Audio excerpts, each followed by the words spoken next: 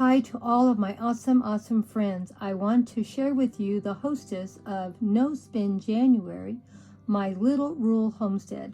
It means that when you are doing a no spin, you're supposed to just live on just the bare amount of things that you need to pay, like utilities, food, your car payment, your rent, your mortgage, insurances, anything like that. You just aren't supposed to be going out to dinner every week and shopping. So I decided to join in with her and see how it worked. I made a budget for the first time ever in my life. Don't get me wrong, I've always paid my bills. I've never lost anything. We figure out some way to pay the bills, but I've never actually written everything down and figured out how financially I'm doing.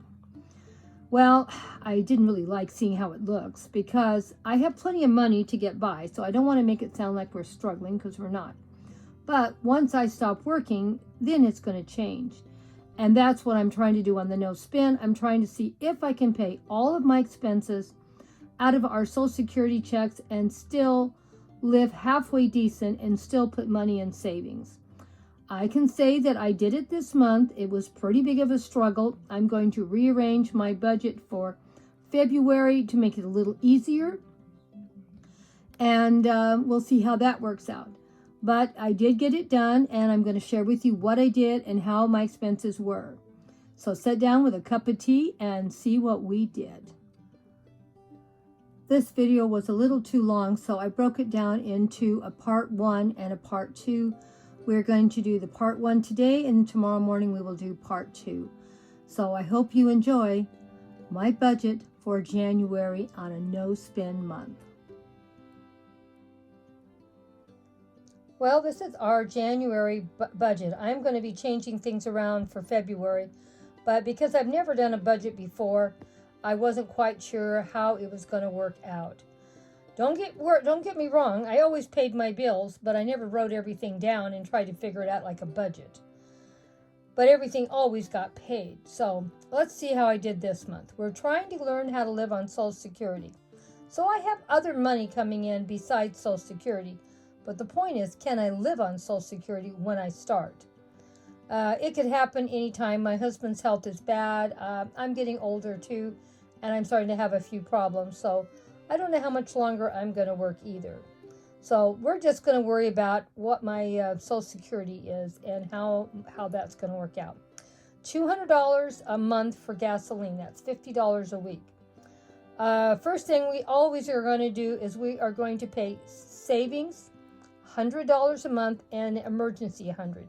It doesn't matter how much money I have to pay that, because you can't live just hand to mouth and not have anything in reserve, because you never know when something might arise and you need extra money.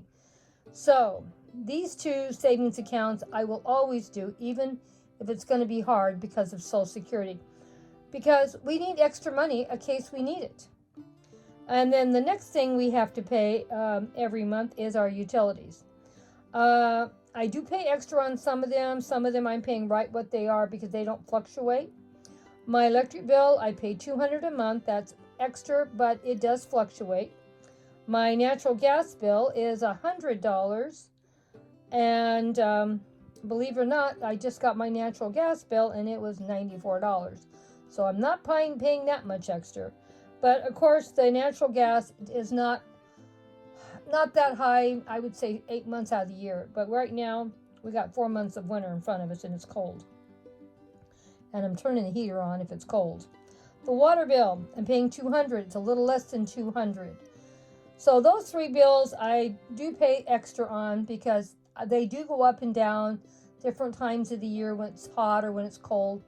And so that's just something we have to pay extra on. The trash bill is pretty well in there on a set schedule, so it's $50 a month. My cell phone bill is $60 a month. We have 2 phones and they're $30 each. So my utilities all come up to $610. Now, yes, I could bring them down a little, but the trouble is, different times of the year, the Edison goes up, and so does the gas bill. And I want to get in the habit of always having extra money there. And another reason why I pay extra on my utilities is that when December comes around, I don't pay any utilities at all. They're all paid in current, and I take that money and pay for Christmas, since I don't have to want to go into debt or have any problems. Now, my grocery bill is the next thing that we have to pay. Savings, utilities, and food, those are necessities of life. So those have to be paid. I can juggle other things around, but not that.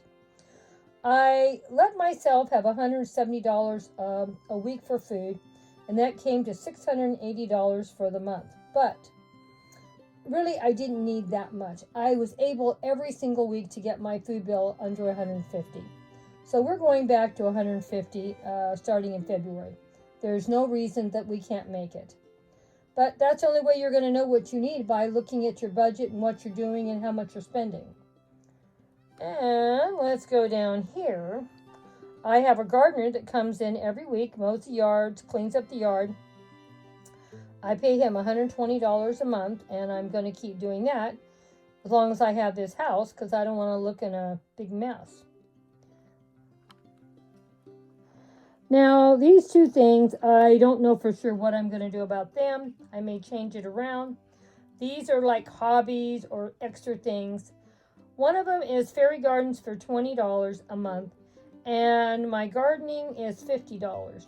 So that's $70 for my entertainment or hobby or whatever you want to call it. These are things that I enjoy doing, and as long as I can afford it, I will. But it's not a necessity, so if things get really bad, I do have to have a gardener. And but truthfully, if I had to, we could just make sure we have water on the grass and have it mowed.